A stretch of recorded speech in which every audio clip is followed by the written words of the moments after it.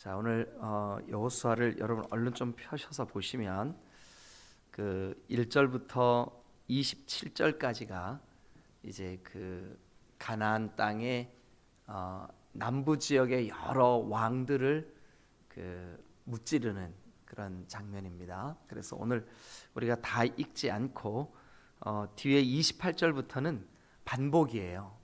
그래서 27절까지만 제가 한 절, 여러분 한 절 나누어서 읽겠습니다. 27절까지만 읽겠습니다. 그때 여호수아가 아이를 빼앗아 진멸하되 여리고와 그 왕에게 행한 것 같이 아이와 그 왕에게 행한 것과 또 기브온 주민이 이스라엘과 화친하여 그 중에 있다 함을 예루살렘 왕 아도니세덱이 듣고 크게 두려워하였으니 이는 기브온은 왕도와 같고 큰 성임이요 아이보다 크고 그 사람들은 다 강함이라. 예루살렘 왕 아도니세덱이 헤브론 왕 호함과 야르무드 왕 비람과 라기스 왕 야비아와 에글론 왕 드빌에게 보내어 이르되 내게로 올라와 나를 도우라. 우리가 기브온을 치자. 이는 기브온이 여호수아와 이스라엘 자손과 더불어 화친하였음이니라 하매 아모리 족속의 다섯 왕들 곧 예루살렘 왕과 헤브론 왕과 야르무드 왕과 라기스 왕과 에글론 왕이 함께 모여 자기들의 모든 군대를 거느리고 올라와 기브온에 대진하고 싸우니라.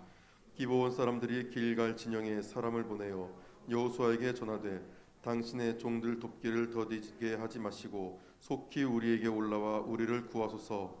산지에 거주하는 아모리 사람의 왕들이 다 모여 우리를 치나이다 하매 여호수아가 모든 군대와 용사와 더불어 길갈에서 올라가니라. 그때 여호와께서 여호수아에게 이르시되 그들은 두려워하지 말라. 내가 그들을 내 손에 넘겨 주었으니 그들 중에서 한 사람도 너를 당할 자 없으리라 하신지라. 여호수아가 길갈에서 밤새도록 올라가 갑자기 그들에게 이르니 여호와께서 그들을 이스라엘 앞에서 패하게 하심으로 여호수아가 그들을 기브온에서 크게 사륙하고 베토론에 올라가는 비탈에서 추격하여 아세가와 막게다까지 이르느니라. 그들이 이스라엘 앞에서 도망하여 베토론의 비탈에서 내려갈 때에 여호와께서 하늘에서 큰 우박덩이를 아세가에 이르기까지 내리심에 그들이 죽었으니 이스라엘 자손의 칼에 죽은 자보다 우박에 죽은 자가 더 많았더라. 여호와께서 아모리 사람을 이스라엘 자손에게 넘겨 주시던 날에 여호수아가 여호와께 아뢰어 이스라엘 목전에서 이르되 태양아 너는 기브온 위에 머무르라. 달아 너도 아얄론 골짜기에서 그리할지어다 하매 태양이 머물고 달이 멈추기를 백성이 그 대적에게 원수를 갚기까지 하였느니라. 야살의 책에 태양이 중천에 머물러서 거의 종일토록 속히 내려가지 아니하였다고 기록되지 아니하였느냐. 여호와께서 사람의 목소리를 들으시니 같은 날은 전에도 없었고 후에도 없었나니 이는 여호와께서 이스라엘을 위하여 싸우셨음이니라. 여호수아가 온 이스라엘과 더불어 길갈 진영으로 돌아왔더라. 그 다섯 왕들이 도망하여 막게다의 굴에 숨었더니 어떤 사람이 여호수아에게 고하여 이르되 막게다의 굴에 그 다섯 왕들이 숨은 것을 발견하였나이다 하니 여호수아가 이르되 굴 어귀에 큰 돌을 굴려 막고 사람을 그 곁에 두어 그들을 지키게 하고 너희는 지체하지 말고 너희 대적의 뒤를 따라가 그 후군을 쳐서 그들이 자기들의 성읍에 들어가지 못하게 하라. 너희 하나님 여호와께서 그들을 너희 손에 넘겨 주셨느니라 하고 여호수아와 이스라엘 자손이 그들을 크게 사륙하여 거의 멸하였고 그 남은 몇 사람은 견고한 성들로 들어간 고로 모든 백성이 평안히 막게다 진영으로 돌아와 여호수아에게 이르렀더니 혀를 놀려 이스라엘 자손을 대적하는 자가 없었더라.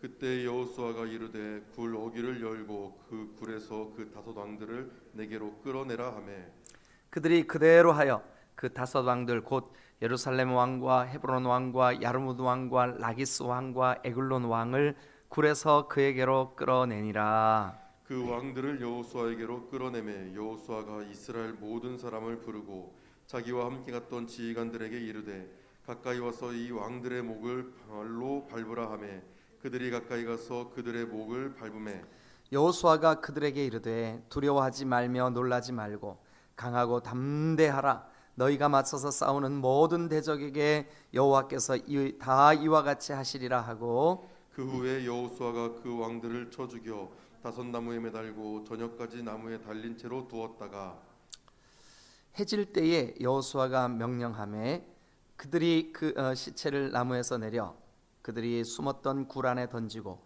굴 어귀를 큰 돌로 막았더니 오늘까지 그대로 있더라. 아멘. 아멘. 오늘 본문을 같이 이렇게 나누기 전에 여러분 신명기 21장을 한번 가보세요. 신명기 21장 22절. 신명기 21장 22절 다 같이 읽겠습니다. 다 찾으세요. 시작. 자, 다 같이 읽겠습니다. 최 목사님 좀 읽어주세요. 시작. 사람이 만일 죽을 죄를 범함으로 내가 그를 죽여 나무 위에 달거든. 어디에 달아요? 나무. 누구를요? 죽을 죄를 죽을 죄를 범한 사람. 그래 나무에 달거든. 23절 시작. 그 시체를 나무 위에 밤새도록 두지 말고 그날에 장사하여 내 하나님 여호와께서 내게 기업으로 주시는 땅을 더럽히지 말라. 나무에 달린 자는 하나님께 저주를 받았음이니라. 어디 달린 자는 하나님께 저주를 받았대요. 나무에. 그런데 예수님이 어디 달리셨어요? 그러니까 이스라엘 백성들이 저 예수님은 메시아야, 우리의 구세주로 하나님이 보내셨어라고 믿기가 어렵겠어요, 쉽겠어요? 어렵죠. 왜냐면 나무에 달렸는데, 성경이 나무에 달린 자는 다 저주받았다 그랬는데, 그래서 여러분 여호수아 10장에도 팔레스타인 지역에, 그러니까 오늘날 여러분들이 이해하는 그 예루살렘을 중심으로 그 예루살렘 주변에 있는 나라들이 다 그 나무에 매다는 것은 아주 치욕스러운 일이에요. 저주받은. 그래서 여러분 이게 지금 이스라엘만 그런 게 아니에요. 그 당시에 고대에 여러분 그 모르드게와 하만 이야기 아시죠? 에스더 죽이면 죽으리다 고백했던 그 에스더 사건. 그런데 그 유대인인 모르드게를 아주 정말로 너무너무 미워하는 하만이 모르드게를 모든 사람에게 수치거리, 저주거리로 만들려고 뭐를 준비했냐면 나무를 준비했어요. 나무, 장대 높이 달아서 모든 사람에게 치욕스럽게 만들려고. 그런데 그 나무에 하나님이 누구를 달아요? 하만을 다는 거예요. 그래서 여러분 우리가 받을 이 수치, 그래서 예수님이 십자가에 달리실 때 사람들이 그의 옷을 다 벗긴 이유가 뭐냐 하면 수치스럽게 하려고. 아픔과 고통보다 더 무서운 게 뭐냐 하면 수치예요.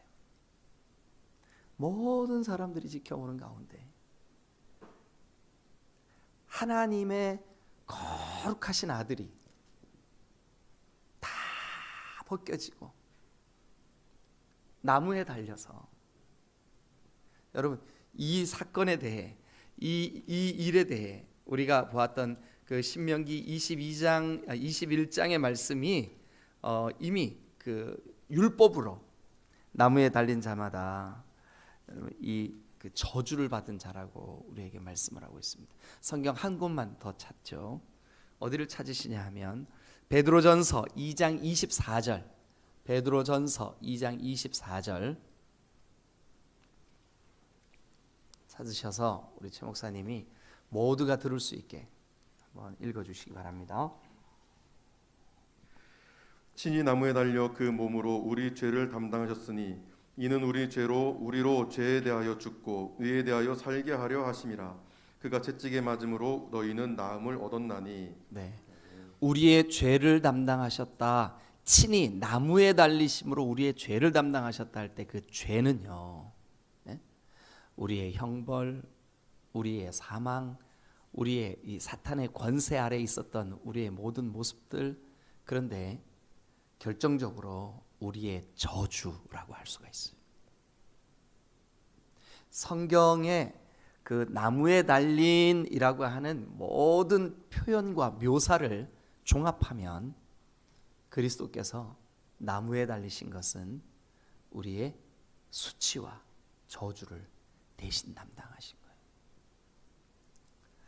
이게 이제 그 나무에 달린, 나무에 매단다라고 하는 문화적인 이 코드를 우리가 이해하고 성경을 읽을 때 성경의 여러 곳에서 왜 나무에 매달까? 그것은 이 사람들의 문화가 나무에 매다는 것은 저주받은 자요, 그 사람에게 모든 수치를 다 맛보게 하기 위한 방법이라는 거죠. 그래서 여러분, 여호수아가 이 가나안 땅에 사는 5대 부족장들, 왕들, 그들을 물리치고 그들을 이기고 어떻게 했냐면 나무에 매달았어. 종일토록 나무에 매달았다가 이제 그 해가 저무니까 그 시체를 내려서 그들이 숨어 있었던 동굴 안에다가 집어쳐 넣어버렸어. 그리고 그 동굴을 큰 돌로 막아버렸어. 자, 어쨌든 이제 그거는 오늘 본문을 들어가기 전에 여러분들하고 같이 이렇게 성경 전체의 흐름 중에 한 부분을 나누기 위해서 말씀을 드린 거고, 자, 10장을 한번 봅니다. 10장. 이제 우리가 어제 기브온 사람들이, 이제 이 기브온 사람들이요, 참 대단한 사람들이에요. 이 사람들이 그 우상 숭배자들이고 가나안 땅의 원주민이고 멸망받아 마땅한 사람들인데, 이 사람들이 들었어요. 뭐를 들었을까요?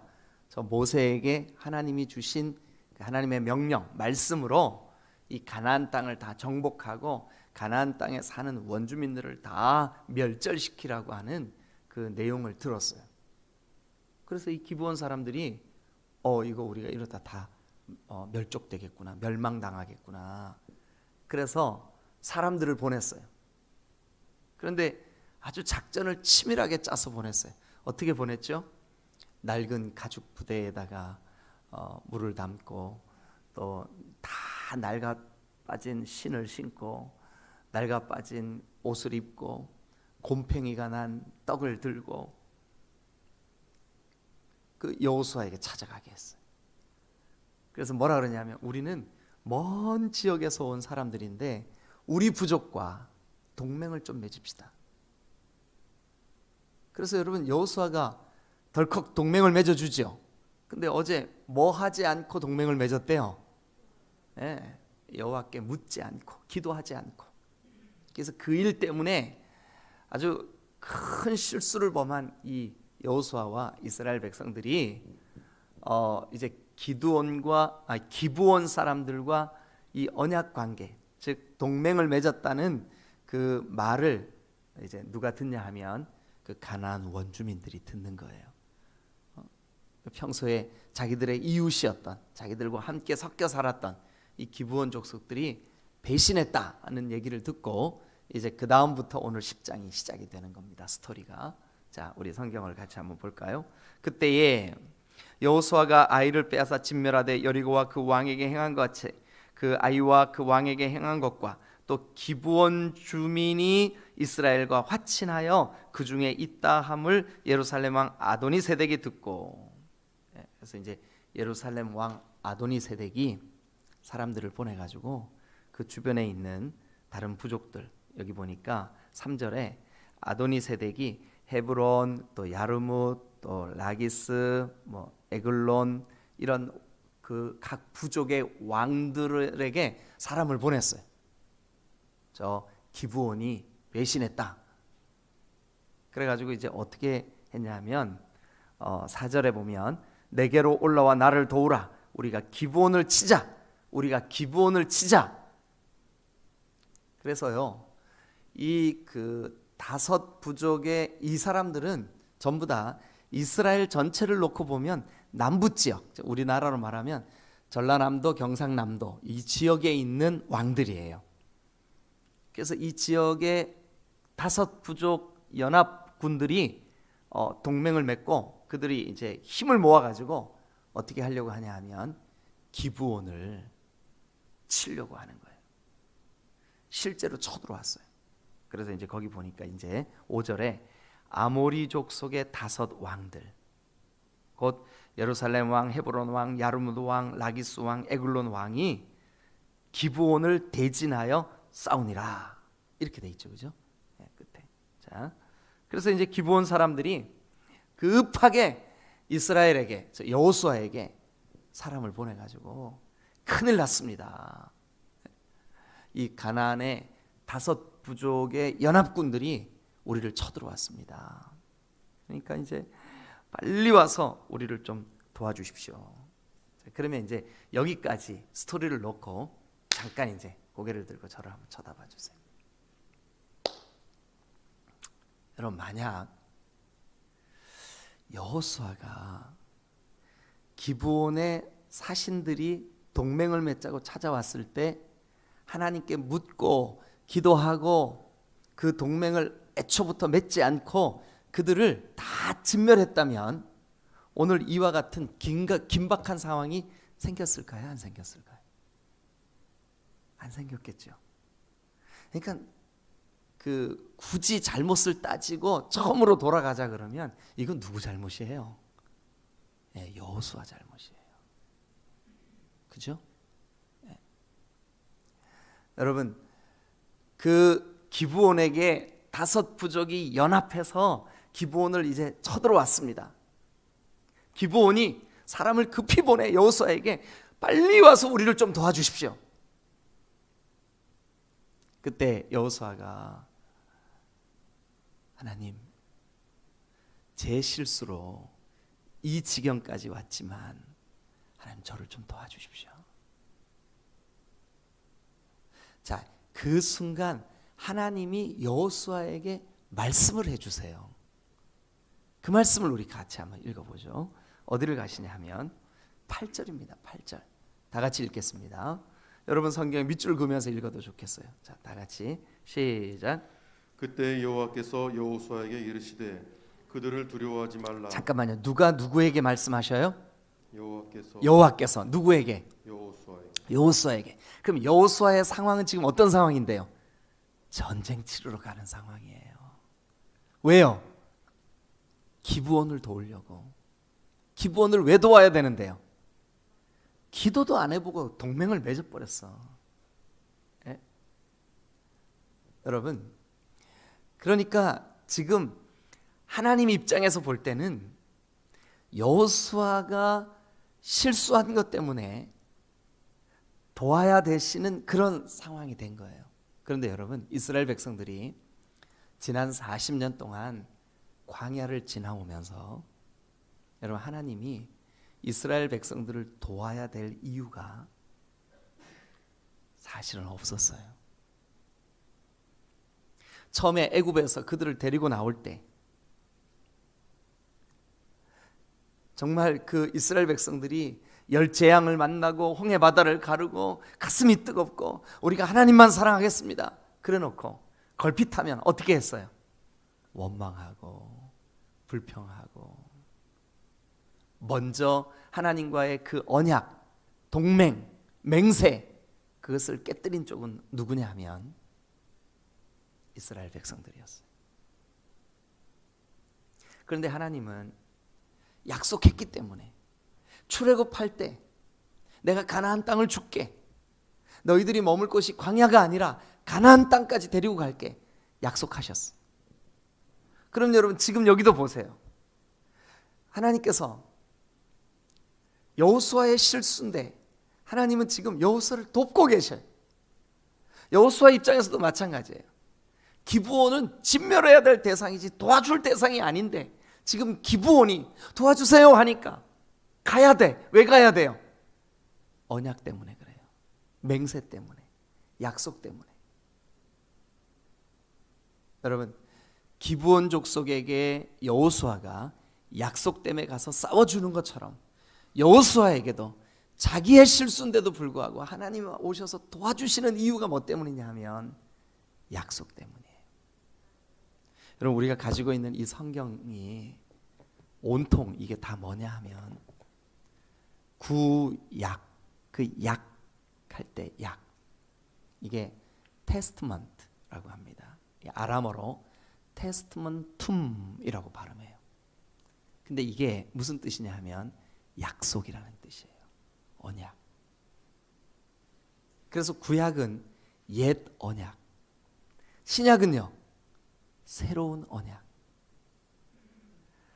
여러분, 우리가 예수 믿고 구원받은 이후에 우리가 신실합니까? 정직하게 우리 자신에게 한번 물어보세요.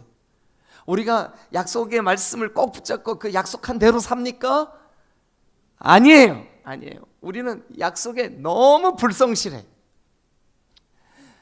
좀 믿음이 있다 싶으면 홀딱 넘어가고, 믿음이 있다 싶으면 홀딱 넘어가고, 그게 우리 모습이에요. 그런데 하나님은 우리의 약함과 상관없이,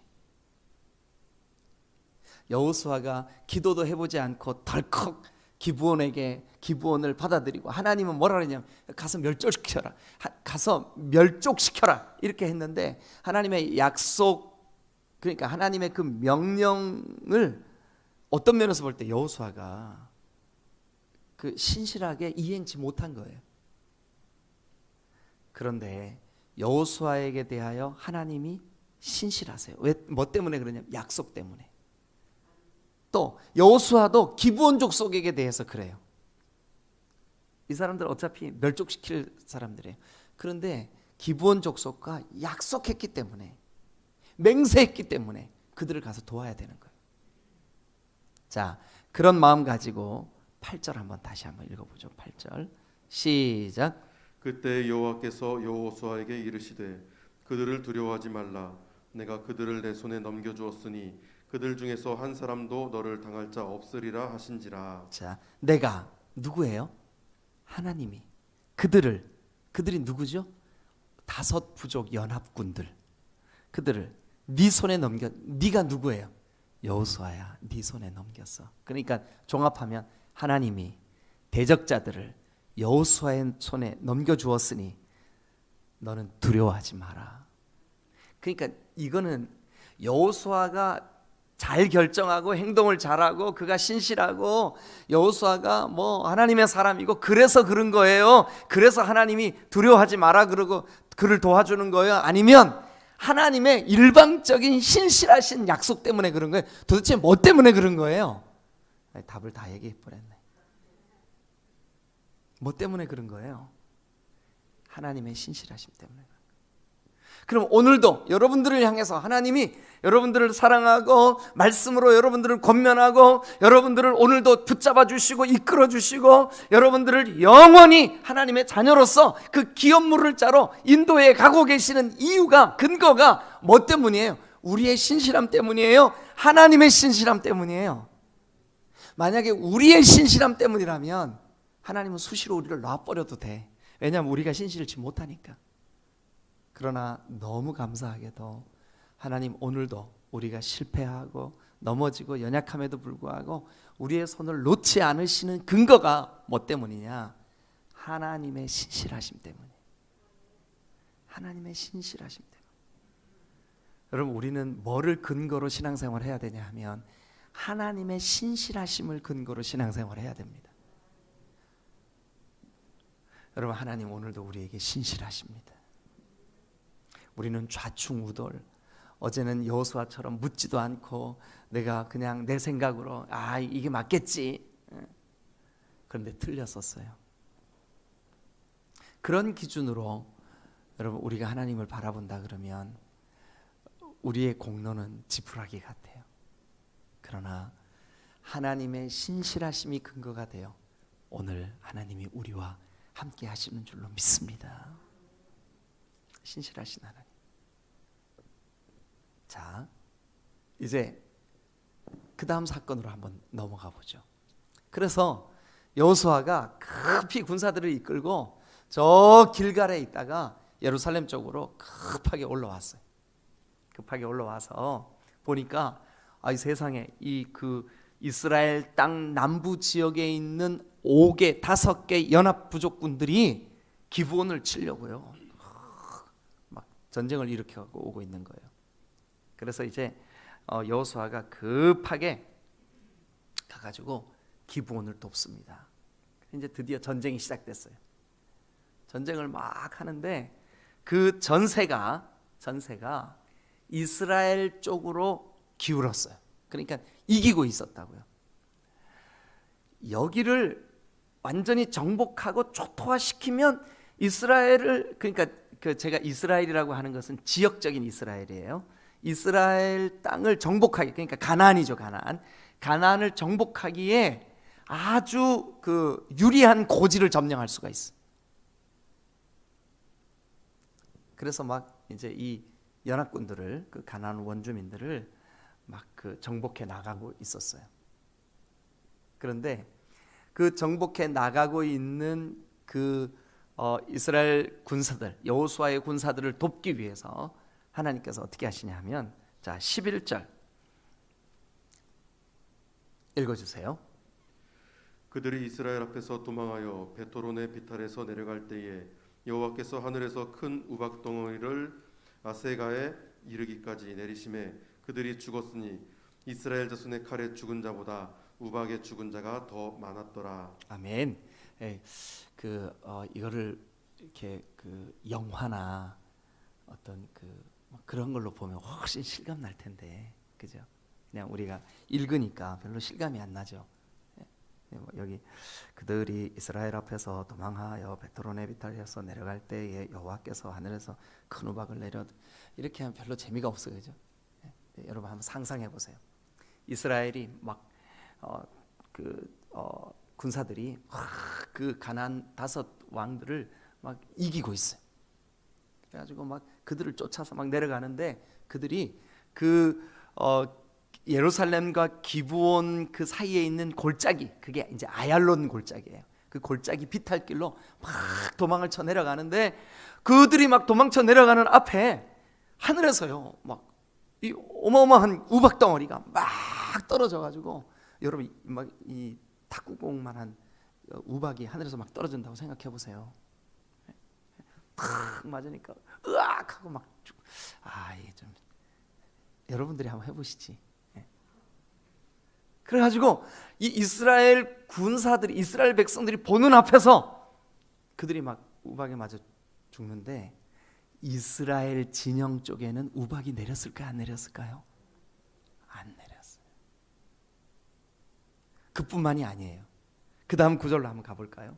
그래서 막 이스라엘, 그러니까 여호수아의 군사들, 기브온을 돕기 위해서 온 이 군사들이 막 승리를 해요. 그랬더니 12절, 자 12절 다 같이 읽겠습니다. 시작.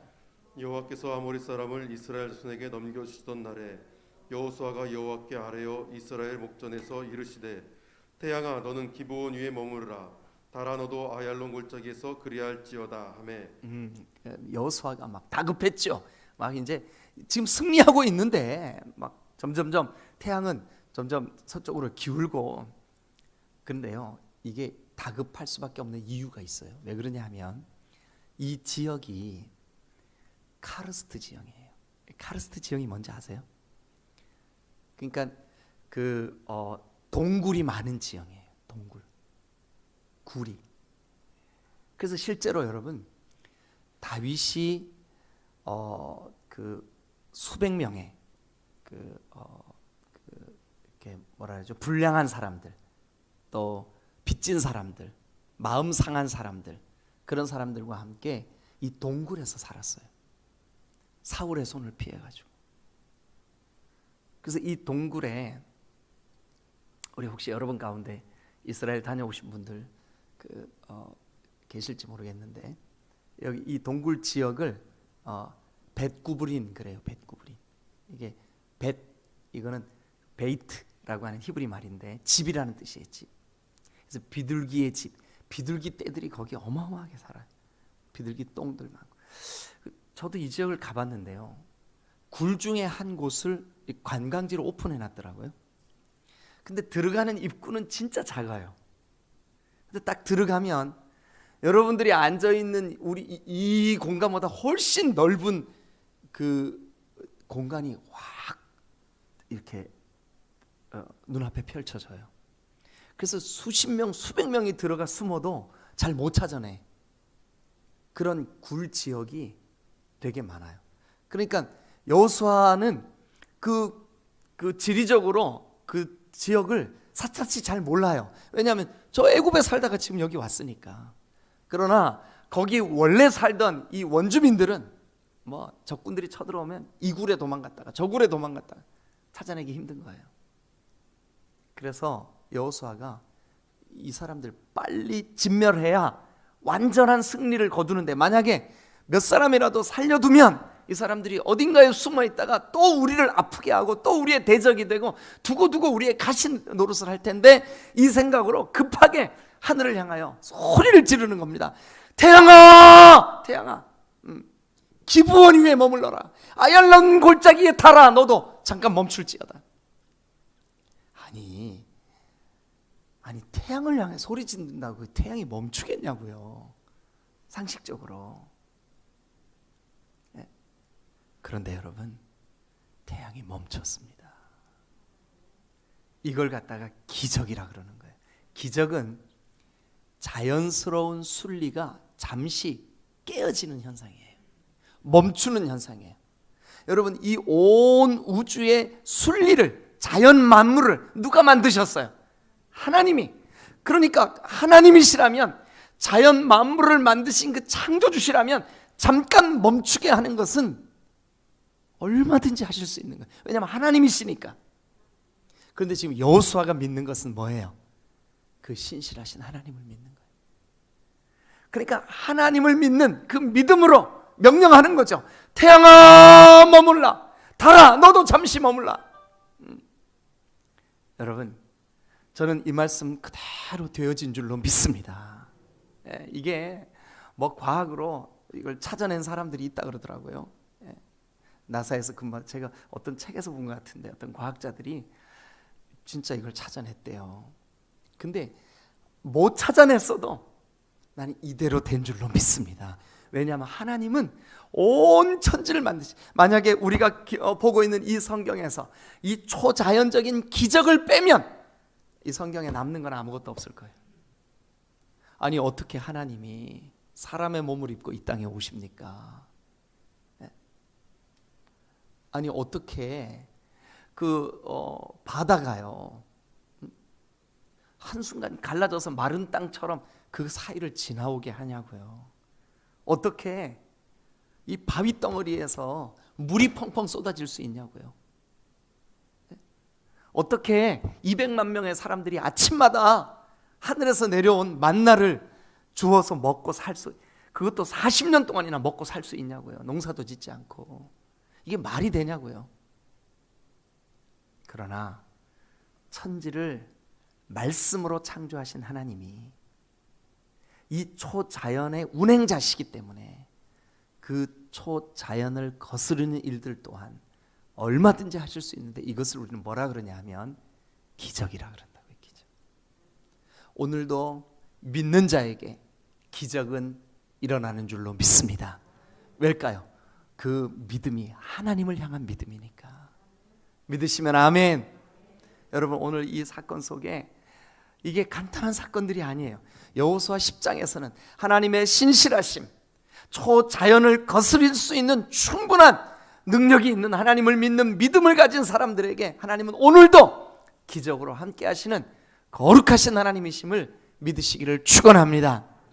그래서 여러분, 이 가나안 남부 지역 5개 부족 왕들과 그들을 다 이기고 그 가나안 지역을 하나님께서 치니, 그러면 여러분 정리하면 이거예요. 여호수아는 실수했지만 하나님은 그 실수조차도 합력하여 선을 이루신 줄로 믿습니다. 자, 하나님이 사랑하는 사람, 곧 하나님을 사랑하는 사람, 그들에게는 모든 것이 합력하여 선을 이루는 줄로 믿습니다. 대신 우리에게 뭐가 요구될까요? 태양아 달아 하고 명령할 때 전적인 하나님을 향한 신뢰, 믿음이 없이는 하나님을 기쁘시게 할 수가 없어요. 믿음의 사람들에게 하나님은 오늘도 자연을 초자연으로 바꾸시는 능력의 하나님이신 줄로 믿습니다. 할렐루야, 할렐루야. 이 간증이 여러분 속에 충만하시기를 주님의 이름으로 축원합니다.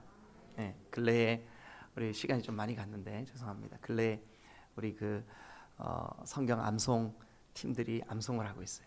제가 그들에게 문자를 보냈어요. 여러분, 이 말씀을 암송하시다가 이 말씀이 여러분들의 삶에 간증거리를 주시는 걸 메모하십시오. 우리 그걸 한번 같이 나눠보십시다. 간증을 나눈다는 건 뭐예요? 자연을 초자연으로 바꾸시는 하나님이 이렇게 하셨다 하는 걸 나누는 거예요. 여러분, 여러분들의 삶 속에 오늘 또 온라인으로 가정에서 이 예배에 참여한 여러분들에게도 하나님이 오늘도 살아계셔서 초자연적으로 일하시는 놀라운 역사를 맛보시기를 주님의 이름으로 축원합니다. 할렐루야. 기도하시겠습니다.